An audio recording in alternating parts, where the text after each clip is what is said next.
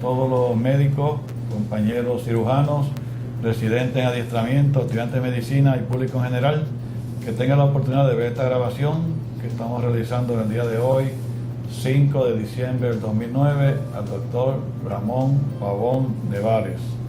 El doctor Pavón Nevares es un cirujano prominente del siglo pasado y principios del siglo XXI, ya está retirado, lo conozco desde que éramos residentes y entiendo que él ha tenido una ejecutoria profesional extraordinaria y por eso estamos entrevistando en el día de hoy como parte del ciclo de conferencias que estoy haciendo a los cirujanos más prominentes del país, para eventualmente tener una biblioteca en la sección de historia de la medicina de la Biblioteca de Recinto de Ciencias Médicas de la Universidad de Puerto Rico. Así que, Pavón, gracias por aceptar la invitación de estar aquí conmigo. Y como te expliqué, pues vamos a hablar de tu ejecutoria, primero tu ejecutoria personal, después profesional, que has hecho en la vida, que te ha dado más satisfacción, los problemas que has tenido, pues no todo ha sido color de rosa en la vida de los cirujanos, ¿no? Siempre han tenido problemas y que me cuentes todo lo que tú quieras, hasta el presente, qué estás haciendo presente luego de retirarte y cómo tú ves las cosas en Puerto Rico. Así que vamos a comenzar primero, ¿dónde tú naciste? ¿Quiénes son tus padres? ¿Y dónde estudiaste? Yo nací, por suerte, en Corozal, pero me crié en realidad en la calle Providencia en Villa Palmera. La calle Providencia ahora se llama Pellín Rodríguez. Okay. Mi papá fue Rafael Pavón Crespo, mi mamá Amelia Nevares. En realidad el verdadero nombre de ella era Jacinta, pero nadie la conocía como Jacinta. Ellos, pues, dentro del campo, del entorno de ellos donde se criaron, en realidad no tuvieron una educación grande, era que no había las oportunidades, pero ambos yo creo que fueron excelentes padres y pues me inculcaron ciertas reglas de proceder en la vida que siempre fueron muy favorables. Yo estudié en la escuela Bacenet, en la escuela Asenjo y después pasé a la Central High. Allí me gradué en el 1953. Entonces, ¿Escuela superior? 53. En la escuela superior, 53. ¿Cuántos hermanos tuviste? Yo tuve dos hermanos. Uno se retiró de ingeniero y el otro se retiró de croupier de los hoteles. Al graduarme de la escuela superior, me acuerdo que el primer trabajo que tuve fue haciendo research. Y en aquella época era curioso, yo ganaba 35 centavos la hora. Y como yo era de Villa Palmera, al poco tiempo me hicieron director del grupo. Y en el grupo las que estaban eran las que habían sido maestras mías. Y a mí me dieron para hacer research en todos los arrabales del área metropolitana. ¿Era research tipo social? Era research de tipo comercial. Me acuerdo que cuál a usted le gusta más, la leche de Denia o la leche cream. Ese fue el primer trabajo que yo tuve. En aquella época 35 centavos por hora era un montón de dinero, yo estaba rico.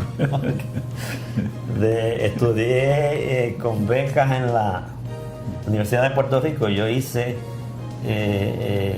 en 3 años en la universidad y, o sea, era premédica, pero era más que premédica porque yo tenía todos los créditos para el bachillerato. En ciencia. Y entonces al pasar el primer año de la escuela de medicina me acreditaron el bachillerato. Eso fue hasta el 56. De 53 a 56. 56 entré en la escuela de medicina aquí en la Universidad de Puerto Rico. Me gradué. Al poco tiempo, a los 3 días de haberme graduado, me casé con Nilda Luz Peña. En el 60. Pues. En 1960. Que es todavía mi esposa, que el año que viene cumplimos 50 años de casados. Muy bien. En aquella época era actriz de novelas de radios. Por supuesto, en los primeros años de la residencia, ella era la que prácticamente nos mantenía porque el sueldo de aquella época daba ganas de llorar. Ajá. Yo me acuerdo que el sueldo como interno era $75. Ujú. La doña mía ganaba mucho más haciendo novelas. Y como en aquella época había una expectativa diferente, ya para el tercer año que uno ganaba un poquito más, yo le dije, ya no tienes que trabajar mucho, porque yo estaba, según yo, ganando mucho. Ujú. Estuve en la residencia hasta el 65. En aquella época el ejército se lo llevaba a uno. ¿Quién era tu compañero, los compañeros de clase tuyo, de residente a nivel senior? 65. Lo de mi grupo era Quejas Ramírez, Sean. Ujú.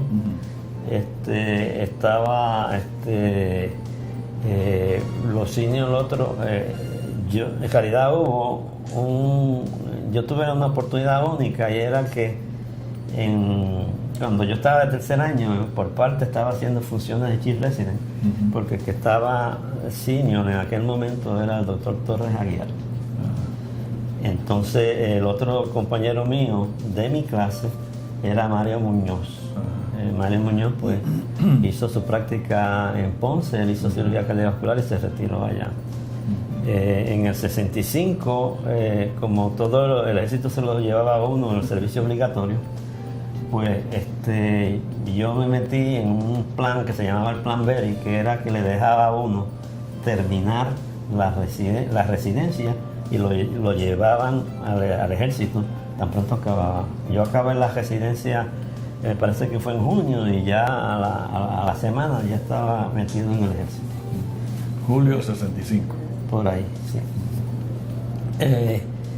Tuve la suerte, diría yo, de haber estudiado en la Escuela Superior Central y en la Universidad Francesa. Porque cuando le ponían a uno para dónde quería ir, pues yo puse que quería ir para Francia. Eventualmente yo paré en Francia por suerte. Tu maestro de francés fue Miguel Ángel Santana. Miguel Ángel Santana. Sí, en la high era Madame Fischer, la señora Fischer, y en la universidad el doctor Santana. Como me acuerdo todavía, un caso curioso, y era que había un estudiante que era mucho mayor que nosotros, que era cuico, y hablaba el francés con un acento de un cuico, y el doctor Santana le va diciendo, ¿qué acento francés tú tienes, muchacho? Porque el francés, como el lenguaje francés alguna vez se tiende a ser un poquito fañoso. Pues a mí siempre me estuvo raro porque me habían llevado al sitio que yo estaba, y da la razón de que el comandante del hospital necesitaba un cirujano, y él buscó una lista, y cuando vio el nombre mío le estuvo curioso. El nombre mío, el apellido es Pavón. En francés, si tú dices Pavón, que eso es muy común, quiere decir que no es bueno. Y él dijo, mira, un cirujano que no es bueno es el que yo quiero. Entonces yo tuve la suerte de estar en París, Francia, el tiempo que duraron las fuerzas americanas allí, porque a los 2 años el general de Gaulle decidió sacar a Francia de la fuerza de la NATO, y entonces por unos meses nosotros tuvimos que estar vistiendo de civil. ¿En el hospital militar? En realidad no era un hospital militar, el hospital era en Neuilly, que era una sección súper cachendosa de los ricos en París.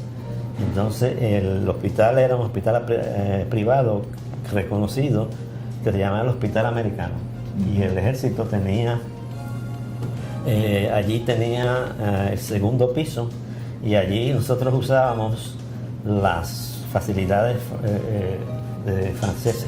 La enfermera, todo el mundo o eran francesas o eran europeas los que estaban allí, y las salas de operaciones pues eran al estilo europeo, muy diferente de lo que nosotros estamos allí. La práctica allí, pues yo aprendí muchas cosas, primero desde el punto de vista cultural, europeo, y segundo, desde el punto de vista que yo digo, la cultura médica europea, que es un poquito diferente de lo que uno aprendía.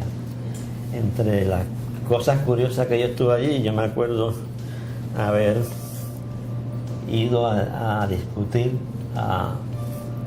las mamografías con el radiólogo del hospital, que me acuerdo yo como residente, eso era lo último que se estaba dando, leer las mamografías para hacer diagnóstico de cáncer de seno. Y cuando yo voy allá y el señor aquel sabía tanto y tanto, y yo pregunto, ese señor lleva 25 años haciendo aquí mamografías en Europa.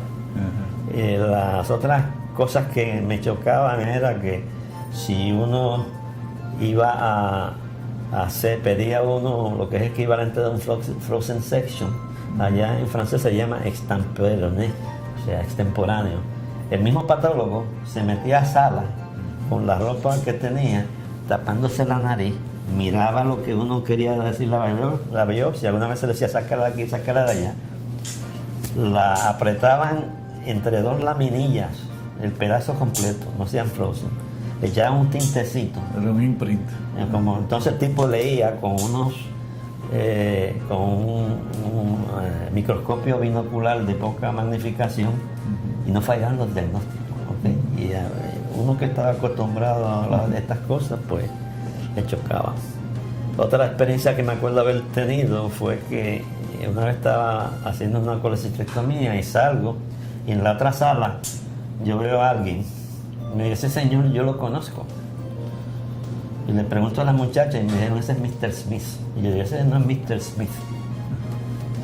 Pregunté a la jefa y me dice, ese es Pablo Picasso. Estaban operando a Pablo Picasso en la sala contigua en la que yo estaba. Con otro nombre para ocultar su identidad. Allí tuve muchas experiencias excelentes desde el punto de vista cultural. Tenía la oportunidad que me invitaban a cuanta fiesta había. Una vez me invitaron a una fiesta de alguien que era un señor famoso, y de momento veo un Oscar encima de una mesa y yo pregunto, oye, ¿qué es ese Oscar ahí? Y era que ese era el señor que había inventado el cinemascopio. Y entonces, desde el punto de vista cultural, aprendí mucho. Aprendí a ver lo que eran buenos vinos y baratos, y a comer quesos mientras más fuertes mejor. ¿Y mejoraste tu francés? Mejoré mi francés. Lo único que siempre me decían, me preguntaban si yo era de la frontera con España, porque como hablaba con el acento de puertorriqueño, entonces creían que yo era de yo allá abajo. Los últimos meses los pasé en Alemania, en Nuremberg. Allí tuve la oportunidad también de tomar la primera parte de los Boer en Heidelberg. Y entonces allí fue un cambio radical de la práctica que yo había tenido en Francia, que era de caché elevada. Allí me estaba raro algunas veces de que los casos de los VIPs me lo enviaban a mí, y era que yo no sabía que me habían investigado y yo tenía un security clearance alto. Entonces una vez lo pregunté porque me quejé de que yo no estaba de guardia, y me dijeron, usted tiene que quedarse, viene un señor de Moscú, de la embajada, para que lo opere. Parece que tiene apendicitis. Y yo me quejé, oye, yo no estoy de guardia. Me dijeron, lo que pasa es que usted tiene el security clearance adecuado para mirar con ese señor. Y vinieron con unos soldados que se metieron a hacer las operaciones, y yo los tuve que arrinconar en una esquina para que no me contaminara, y era por razones de seguridad que estaban haciendo. Volviendo a Alemania, estuve en Nuremberg. Mi señora estaba encinta cuando nos mudamos, o sea que la hija menor mía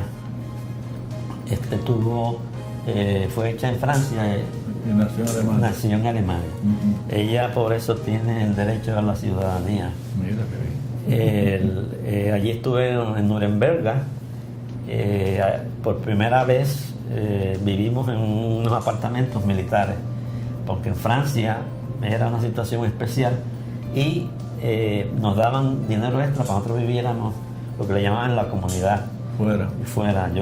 Nosotros vivíamos en una red de apartamentos que en aquella época eran los primeros que habían en toda Francia, que eran un servicio de apartamentos con un centro comercial y un cine dentro de un monte, una cosa preciosa, a 15 minutos del Palacio de Versalles.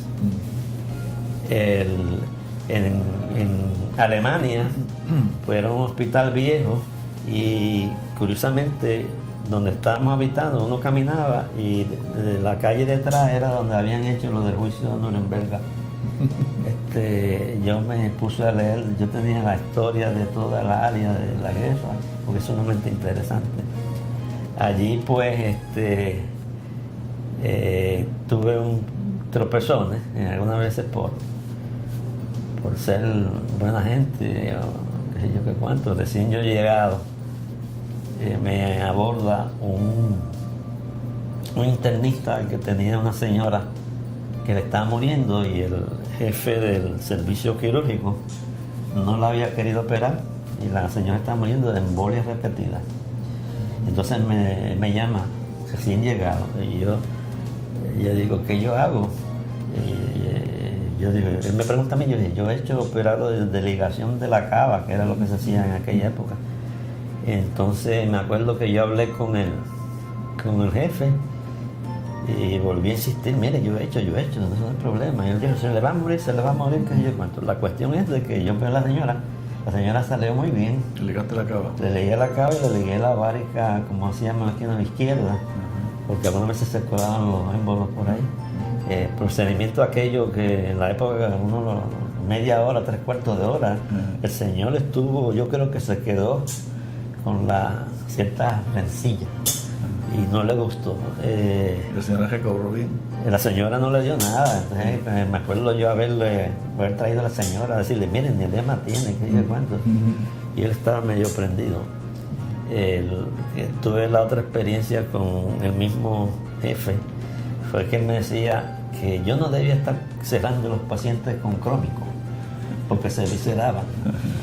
Y yo decía, mire doctor, yo siempre hago cosas con crómico, y le di las razones que eran. Hubo uno que tuve que reoperar, lo había originalmente operado con crómico, y entonces se complicó y lo volvió a operar, se visceró y él me llamó a la media hora. Yo creo que yo me le reí en la cara, porque dije, mire doctor, se visceró, pero esta vez yo lo cosí con alambre. Eventualmente él me metió un limazo, porque precisamente la Navidad del año viejo... ¿Es un jefe americano o de alemán? Él era un polaco que estaba en el ejército, tratando de, o sea, en aquella época si se metían en el ejército, los requerimientos para la ciudadanía se los reducían. En 4 años, pues ellos automáticamente se convertían en ciudadanos americanos, tenían que pasar por el proceso largo. Pues el limazo que me dio fue que la doña mía recién parida, pues hubo la necesidad, un médico que estaba en la frontera checoslovaca, en un pueblito que no aparecía ni en el mapa, se fue de vacaciones y me enviaron a mí. Yo me quejé, pero el otro me dijo, mira, aquí no, esto es el ejército.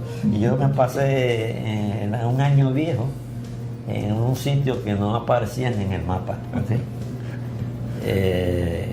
Pues a la semana una semana antes de yo retirarme, el jefe me llama y me dice, mira, tú eres mayor, si te quedas en el ejército tú eres capitán, si te quedas en el ejército te hacemos mayor y al otro día te hacemos teniente coronel, porque no se puede brincar de capitán a teniente coronel. Y entonces yo le dije, y al otro día me mandan para... Eso era el 68, que estaba poniéndose las cosas calientes.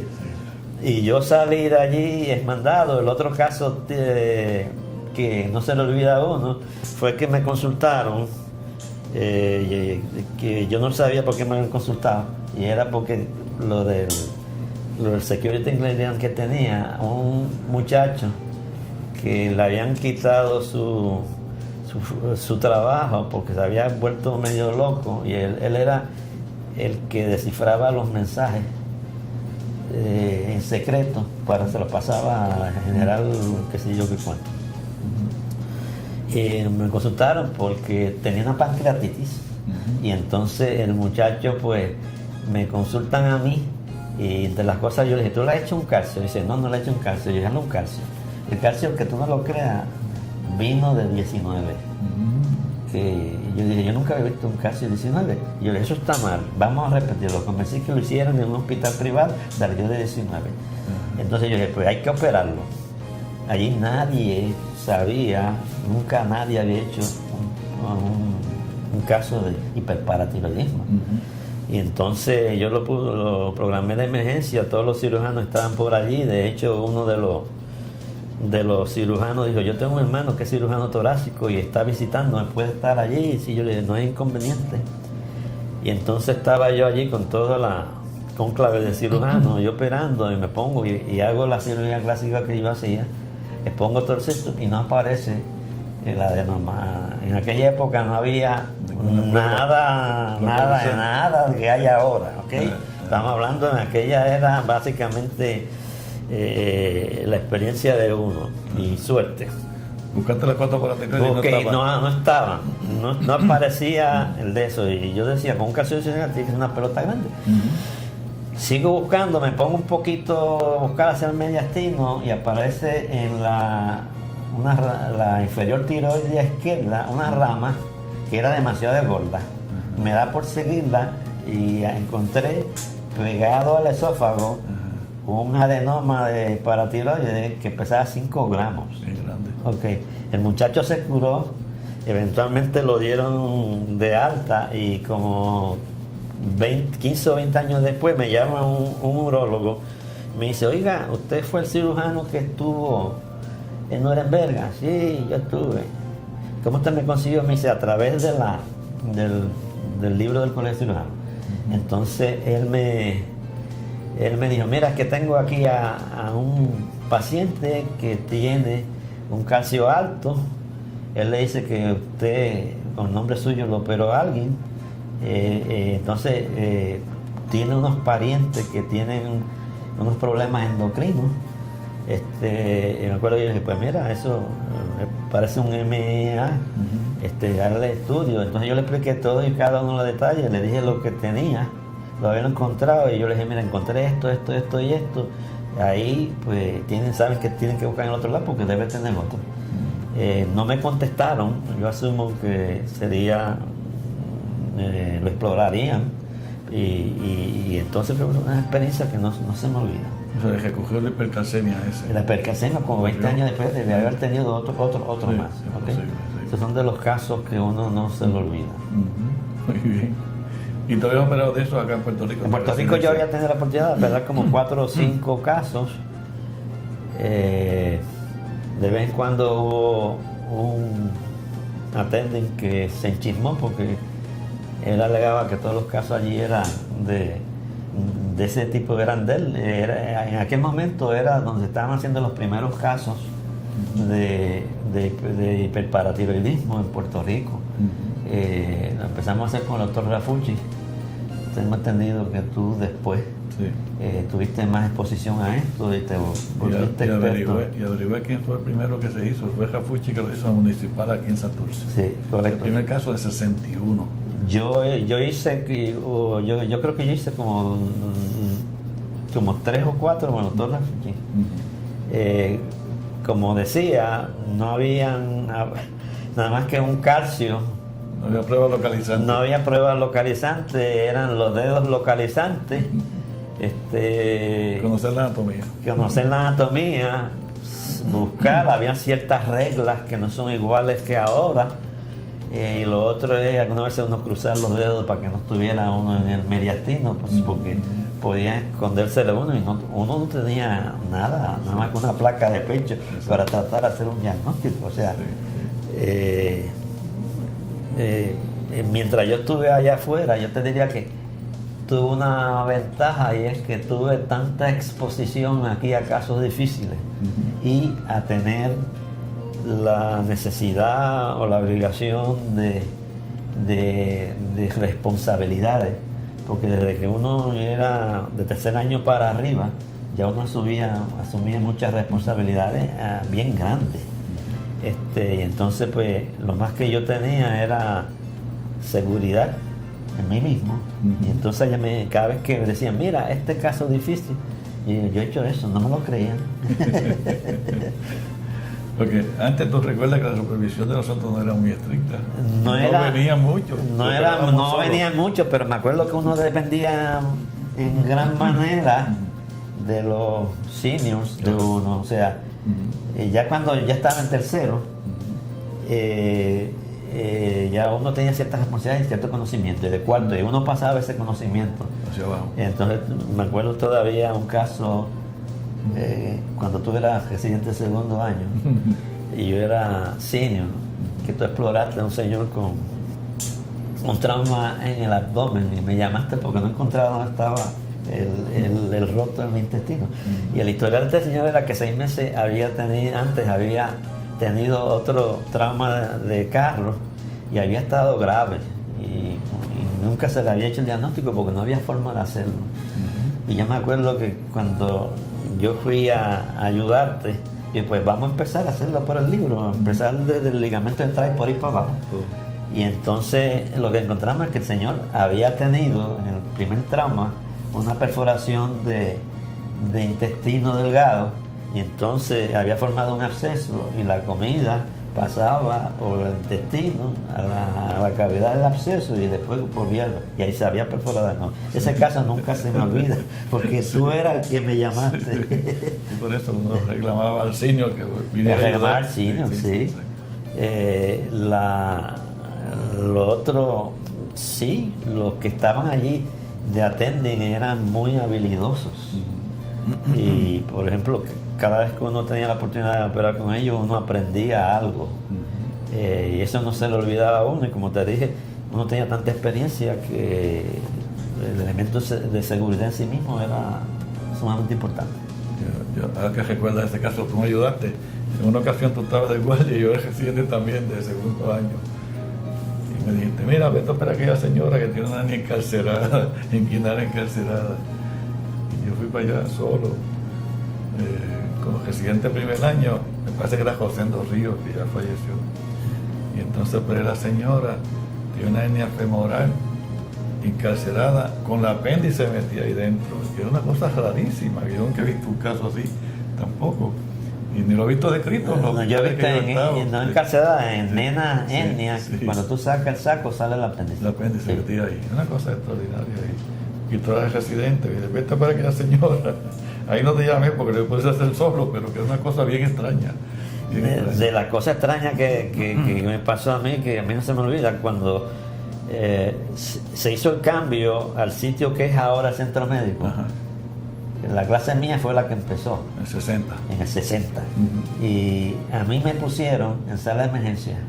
Y estuve solo por 2 semanas porque había el otro que iba a estar flotando conmigo en sala de emergencia.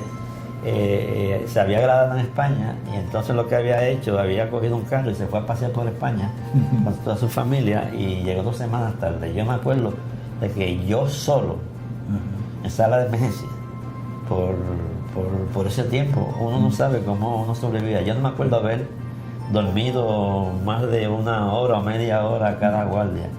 Y hablando de las horas, tú sabrás que en aquella época, una vez yo saqué cuenta, trabajamos 115 horas semanales. Sí. Eso pues ponía cierto... Eso como lo consideramos como parte de la jugada, como parte del adiestramiento. Del adiestramiento. Y eso es así, no se cuestionaba. No se cuestionaba, las mujeres lo aceptaban. Pero tú sabes que ahora las cosas han cambiado. Por ejemplo, al hijo mío en los primeros años, yo casi no lo veía cada 2 semanas. Entonces algunas veces yo decía, ¿cómo uno sobrevivía a eso? Porque para tú tener el fin de semana libre tenía que trabajar jueves y viernes. cuando tú eras residente primero y segundo año, pues no dormías. De tercero y cuarto, pues, si tú tenías la ventaja de tener a alguien como Quique Vázquez, Un subalterno. un subalterno confiable, tú le decías, Quique, si tiene problemas me llama, y a lo mejor uno se tiraba su sueñito a las 1 o las 2 de la mañana, pero eso no funcionaba. Entonces, ¿qué pasaba? Uno trabajaba jueves y viernes, si dormía podía, si no dormía. Entonces el sábado me acuerdo que nos íbamos a jugar softball en la liga frente al manicomio, y jugábamos 3 juegos de softball. En aquella época yo me acuerdo que pues, entre los miembros conocidos eran Méndez Bryan, García Palmieri, jugábamos todos softball. Entonces uno llegaba el sábado, tenía que sacar a la doña por la noche al cine. Algún sitio. Entonces uno decía, ¿cómo se sobrevive a esto? Pero se sobrevivía y uno aguantaba eso, porque eso era lo que se esperaba. Sí. Ahora tengo entendido que no es así. Sí. No, se han reducido horas, 80 horas semanales. Todavía es el doble de lo que trabaja un empleado regular, ¿no? 80, pero supuestamente los muchachos están más tranquilos y pueden aprovechar más las horas y estar con su familia o estudiar para los exámenes y pasar los exámenes del board, ¿no? Y ha sido un experimento gigante en Estados Unidos y Puerto Rico. En Europa lo han reducido más. En Europa quieren reducir la hora a 46 horas. O sea que estos cambios están ahí. De nosotros un día sí, un día no, así que no había mucha salida a eso. Y fíjate, no se quejaba nadie. No se quejaba nada, y en realidad quizás uno, yo decía, yo me creía que era bastante eficiente, era que uno se acostumbraba. Me acuerdo cuando no había mucha comida, pues uno no comía mucho y vivía. Y ahora el problema es que hay mucha comida y la gente tiene un problema de obesidad, por el contrario. Sí, es verdad. Los años de residencia, pues, en términos generales, aparte del trabajo y eso, pero yo siempre he tomado en la vida las cosas positivas y las pequeñas cosas negativas, las desecho, y eso me pasa con la gente. Yo no estoy enchismado con nadie, aunque haya tenido un problema, porque X personas yo trato de sacarle lo que vale y desechar los chismecitos que haya podido tener con él. Exacto. Sí. Yo siempre busco, te lo digo, es que sobrevivir a eso y sobreponerse y seguir lo más saludable posible. Sí. Y entonces, tuviste suerte que no fuiste a Vietnam entonces. No tuve suerte, de Alemania. De Alemania salí, y cuando vine, pues estuve trabajando en la escuela de medicina por 3 años. Me gustaba mucho enseñar. Siempre me ha gustado. ¿Quién era el jefe cuando tú saliste? Vitín Gutiérrez, el doctor Vitín Gutiérrez. 69, sí. Empezó él, sí. En aquella época también no habían cambiado muchas las cosas en el centro médico. Quizás como queja yo tenía de que la calidad de los residentes en aquel momento pues no era muy buena, por lo menos no comparaba con la calidad que de los grupos de los compañeros que yo había entrenado. Pero desgraciadamente en aquella época había que dar servicio y no había otra alternativa. La paga era horrible. Seguía siendo mala. Que la paga era horrible, y entonces llegó un momento en que yo decía, con esto yo no puedo mantener mi familia, aunque ¿Cuántos hijos tenía ya? Ya yo tenía 3. El último lo tuve después acá. Me acuerdo que en eso apareció la oportunidad de empezar a trabajar en un hospital nuevo, el Hospital Matilde Brenes de Bayamón. En aquella época, pues, allí conocí al doctor Juan Vilaró, que falleció recientemente. Bella persona, él y sus hijos y su señora, que nos ayudaron mucho, y yo empecé la práctica privada allí. A los 3 o 4 meses yo tuve que tomar una decisión en particular, porque el tapón de Buchanan era una lata Ok, entonces yo tenía que levantarme demasiado muy temprano para evitar el tapón para ir a la escuela de medicina, y algunas veces yo llegaba allí a las 6 o antes. Eventualmente yo dije, yo voy a tener que tomar una decisión, dejar lo de la escuela de medicina y dedicarme exclusivamente a la práctica privada. Como experimento, pues me acuerdo que en 3 o 4 meses ya yo había ahorrado $15,000, que eso equivalía a más que el sueldo bruto que yo ganaba en la escuela de medicina. Y yo dije, me voy a tirar al experimento. Puse esa cantidad en un banco y dejé la escuela de medicina. Esa cantidad nunca más nunca la toqué. No tuviste que tocarla, era una reserva. Una reserva. Durante toda mi vida ¿Qué año era eso? ¿70 algo? 71. Traté de controlar la práctica de la mía para tratar de tener un tiempo libre, y unas tardes yo la tenía libre para hacer lo que yo quería. En la práctica privada, pues me fue muy bien. A los par de años se estableció el Hospital San Pablo. Me invitaron para allá y yo pues me mudé para allá, la práctica mía. Lo curioso es que la distancia de el Hospital Martínez Berena y el Hospital San Pablo no hay, yo creo que 1 milla, y prácticamente yo tuve que empezar una práctica nueva porque los pacientes puertorriqueños no quieren ir de un lado al otro. Y yo le decía, mire, el doctor se fue allí, mire, no se van. O sea, hay ciertas características de los pacientes puertorriqueños que es muy individual. Allí empecé, me invitaron a ser jefe de departamento, fui jefe del departamento por 4 años. Tuve más bien problemas de opiniones con la dirección del hospital y decidí dedicarme exclusivamente a la práctica privada. Básicamente... ¿Cuánto tiempo estuviste de jefe? Como 4 años. 4 años. El problema era que no habían servicios de subespecialidades, y entonces allí pretendían de que el cirujano asumiera el rol de los que no había servicio, y desgraciadamente en aquella época estaba empezando la problemática del malpractice.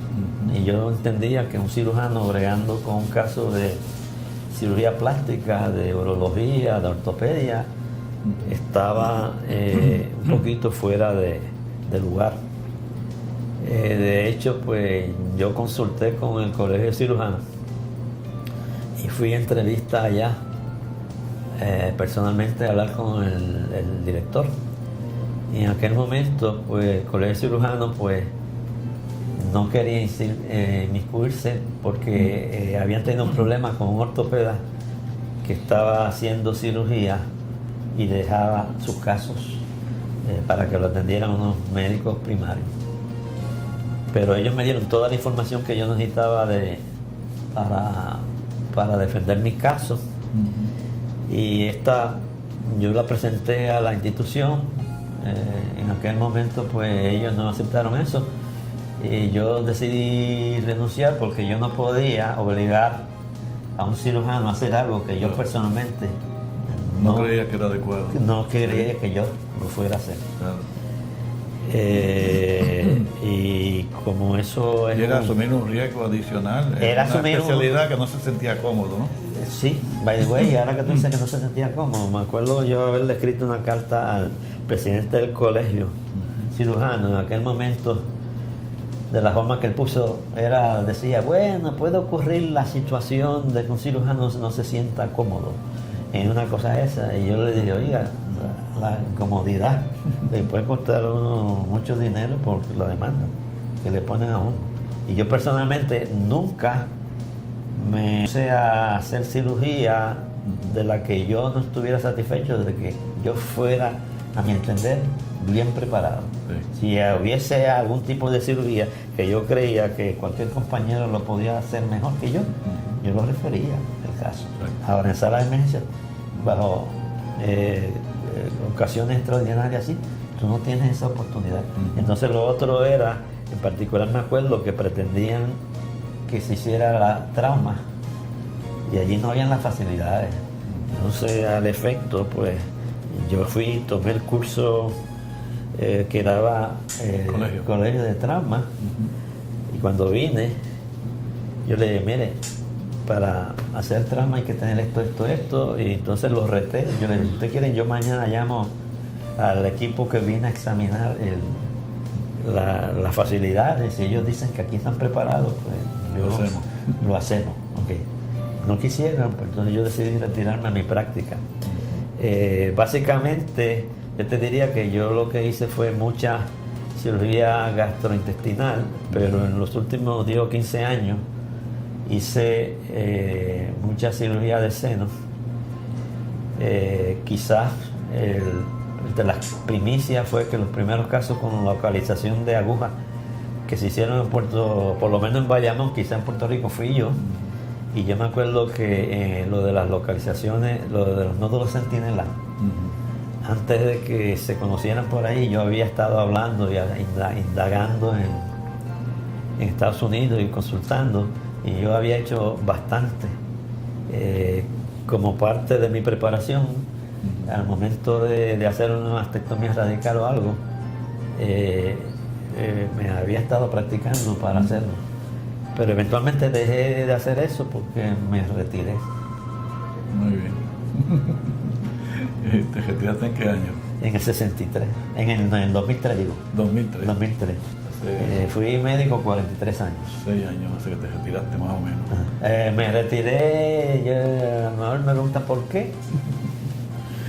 Por muchas razones. Primero porque podía, desde el punto de vista económico, nunca los lujos míos son mínimos. Dos, habían unos cambios que estaban ocurriendo en la práctica de la medicina, que las opciones que yo tenía era que posiblemente tenía que trabajar más para ganar lo mismo. Por ejemplo, hubo un cambio radical que me puso a pensar, y era que me acuerdo que yo tenía una cubierta de 500 y 1 millón y pagaba $8,000, y entonces de la noche a la mañana por esa misma cubierta me valía $26,000, o sea, sin haber tenido reclamaciones ninguna. Yo digo, esto se va a poner peor. Tuve 2 años con la cubierta mínima, sabiendo que tenía, como digo yo, el rabo expuesto, porque eso no cubre nada.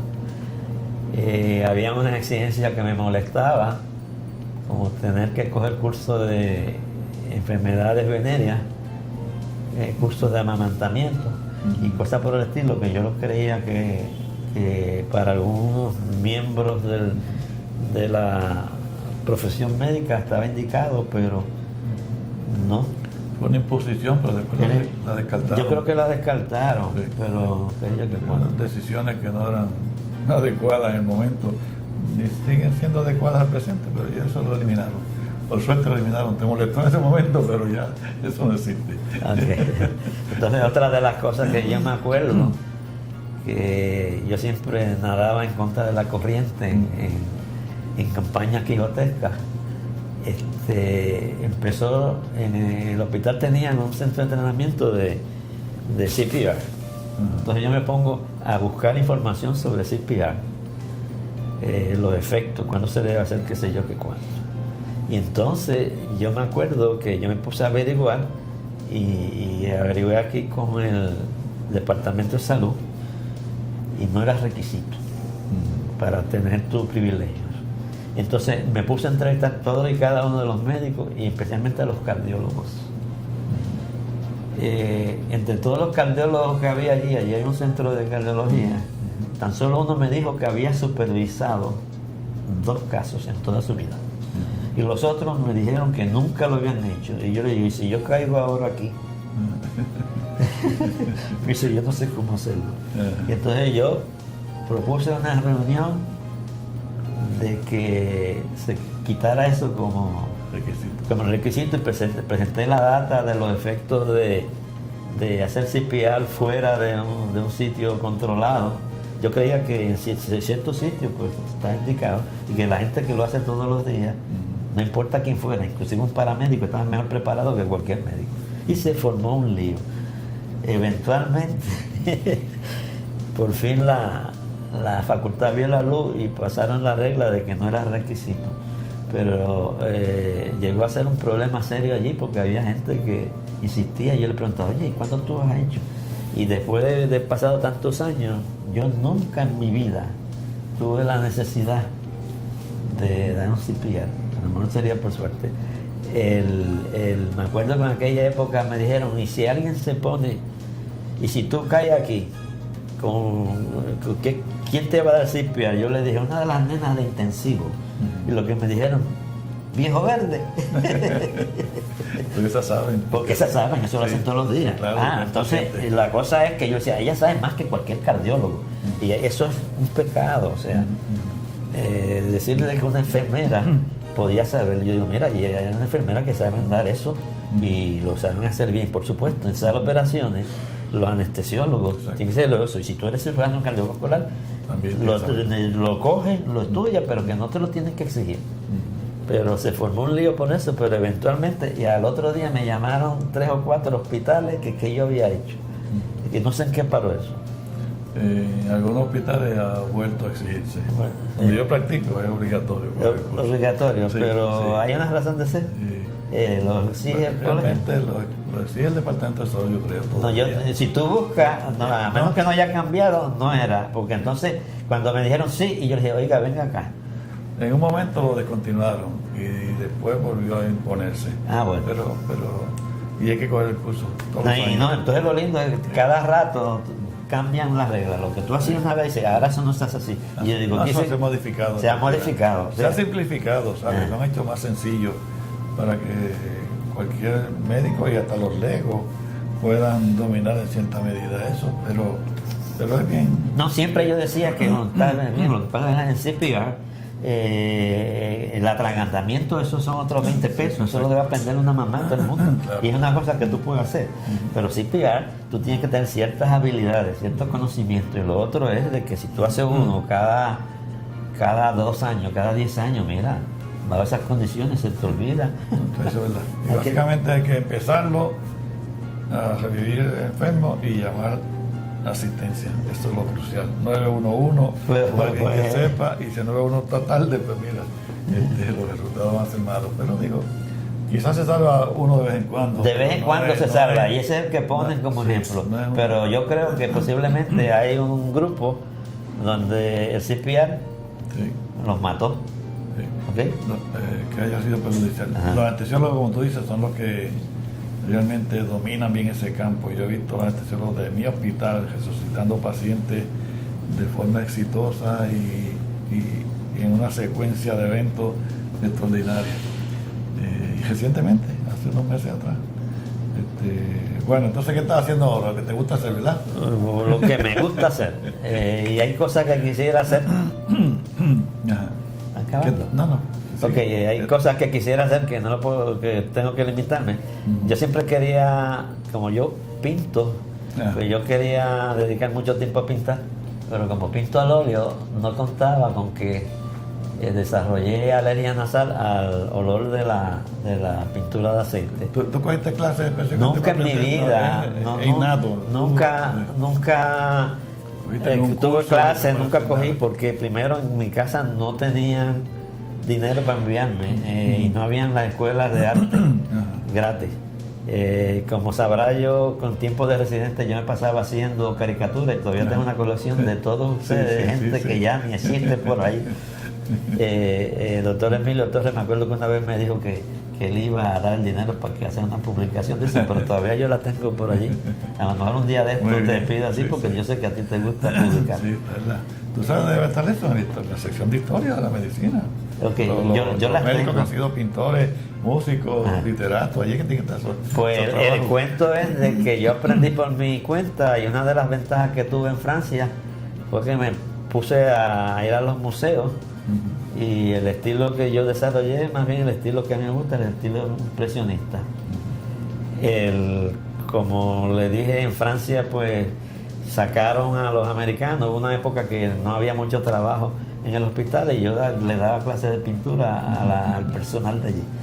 El problema que desarrollé es que la alergia nasal me impide pintar al óleo, lo que no se tengo que pintar con caretas para poder pintar. O sea que estoy pintado, pero un número más bien limitado. Lo otro que tengo es que donde yo vivo, yo tengo una propiedad de 4 cuerdas, hace 37 años vivo allí, entonces tengo una colección de árboles exóticos de frutas tropicales. ¿Tú vives en Guaynabo? Yo en realidad vivo en Toa Alta, pero el vecino mío enfrente vive en Toa Baja y el de la esquina vive en Bayamón. Vive en la colindancia. Era exactamente la colindancia y es relativamente, era campo y ahora se ha vuelto ciudad. Y entonces ¿Tienes 34 cuerdas? ¿Ah? 34. 4 cuerdas. Y entonces allí tengo una colección de árboles extraños, algunos son únicos en Puerto Rico y 1 o 2 veces al año pues hay grupos de aficionados aquí de gente que le gusta y dan tours, yo doy tours. Curioso es que ese grupo de aficionados, yo te diría que el 70% no son puertorriqueños. Sí. Son extranjeros que viven aquí y les gusta eso. ¿Y se enteran de que tú tienes...? No, porque nos anunciamos. Ajá. O de vez en cuando alguno de ellos trae a alguien y me llama, mira, quiero que vean tus árboles, o vienen a buscar semillas y cosas por el estilo. Lo otro es que también hay una escuela de agricultura relativamente cerca y una vez al año las clases nuevas me las llevan y yo le doy allí un curso de agricultura práctica al estilo mío. Y una vez di unas conferencias allí sobre lo que era la tierra, pero a un nivel que vinieron todos los maestros a oír la conferencia. Porque yo puedo dar conferencias desde, yo digo, nivel 0 a nivel... De lo que es el planeta Tierra, tú quieres decir. Lo que es la tierra donde uno siembra. O sea, la gente no sabe lo que es Ujú. y por qué es cada cosa. O sea, hablar de lo que son los componentes y qué es cada cosa. Un montón de cosas que la gente no sabe, que tú tienes que entender para poder tener mejores frutos, mejores cosechas. ¿Tú sabes que ahora hay uno que se llama un arca de Noé de semillas? ¿Tú sabes de eso? Lo hay, yo sé, lo hay, no sé dónde era, en un sitio. Hay uno, yo creo que es en Alaska, un tipo, un sitio permafrost. Es en Noruega, no, más para allá en Europa, en Noruega, por allá en el norte, bien norte, Sí. que tienen almacenadas todas las semillas son que de todo. existen de todo Sí, el mundo, para y las tienen salvarla del punto de vista preservadas. genético. Si hay un terremoto, una destrucción del planeta por una bomba atómica, un accidente, lo que sea. Sí, eso lo hay. Bien bonito, eso lo he visto ahora en internet, bien interesante. Pero ahora que dice internet es sumamente interesante. Si en la época que nosotros estudiamos hubiese tenido la oportunidad de la internet, ahora yo me meto al internet todos los días, como 2 o 3 horas, y de todos los intereses míos, uno saca información increíble. Sí. Y entonces lo otro es la oportunidad que uno tiene a ayudar a otras personas. Me acuerdo una vez un señor en la parte noreste de Australia, es casi tropical. Entonces el señor tenía un problema con los papayas. No sabía la diferencia entre las papayas hembra y macho. Y entonces yo le escribí todos los detalles, cuáles eran, cómo era, y en particular que algunas veces cuando te sale un papayo macho, si tú lo picas, cambia el sexo. Y es increíble tú estar comunicándote con él en otra parte del mundo, son los temas y de inmediato.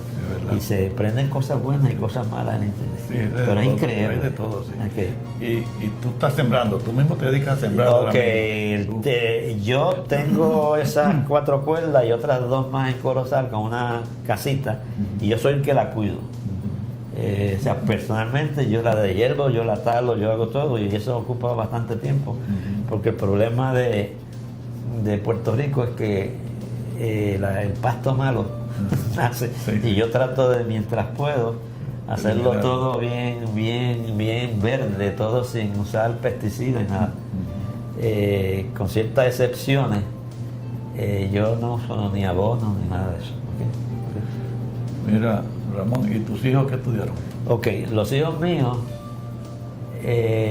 ninguno quiso estudiar medicina. Yo creo que es porque todos ellos entendían que era requería mucho de la familia. Muy sacrificado. Muy sacrificado. Tengo 4 hijos. Ellos se educaron básicamente en la escuela pública, con un año de la sesión de bono.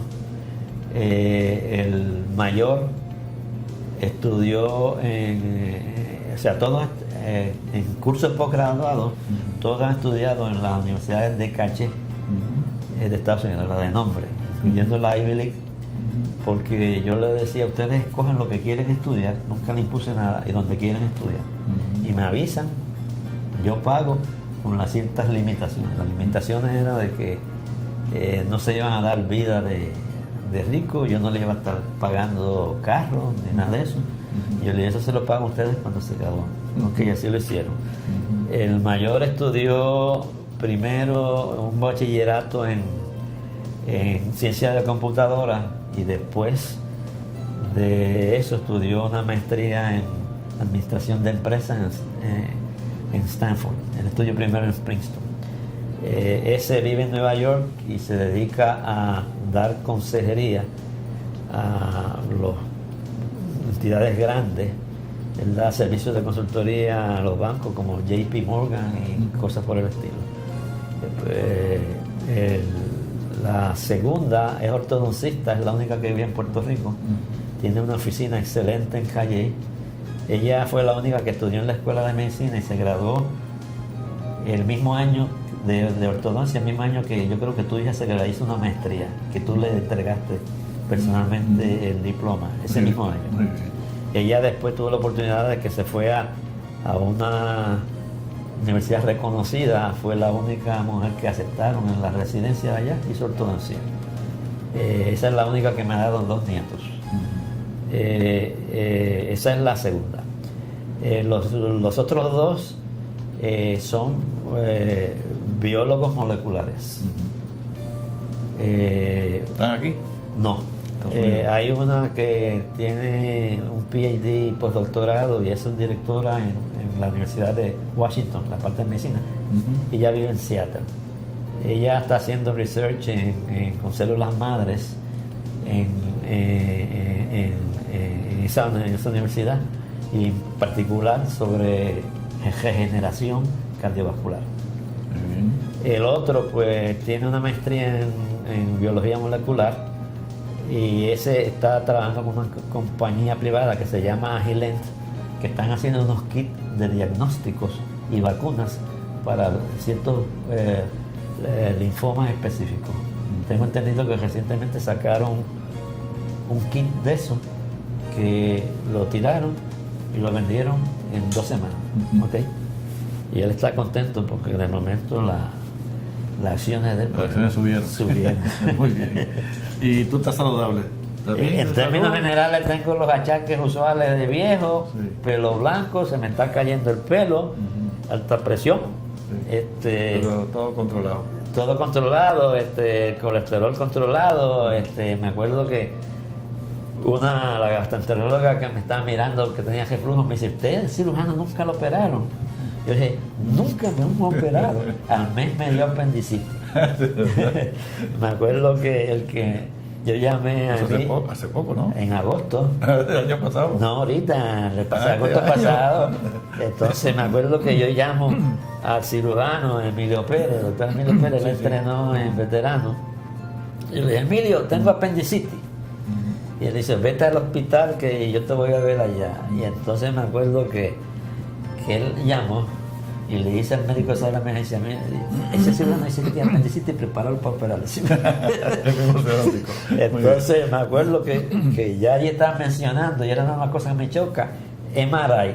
Y yo dije, ¿de qué tú estás hablando? Un CT te iba a hacer. No, un CT. Y yo dije, ¿de qué tú estás hablando? Y yo dije, oye, yo no estoy acostumbrado a eso es tocando y ven, le vamos a operar. Y si el contagio dice que sí, bueno, si no dice que sí, yo digo, también hay que operarse. Me operaron y ahora es un guiso con la paroscopía. Sí. ¿Y Nilda también está bien? La doña mía está muy bien. Usualmente tiene los achaquitos de viejas. Cosas que son un poquito diferentes a lo de los varones, o cosas que uno no le presta atención, a las mujeres sí le prestan. Muy bien, pues me alegra que esté todo en orden, Ramón, y gracias por estar aquí. Y muchas gracias por haberme invitado. Sí. Pues, que siga bien de salud, a tu esposa y los muchachos. Igualmente. Sí. Ok. Muy bien.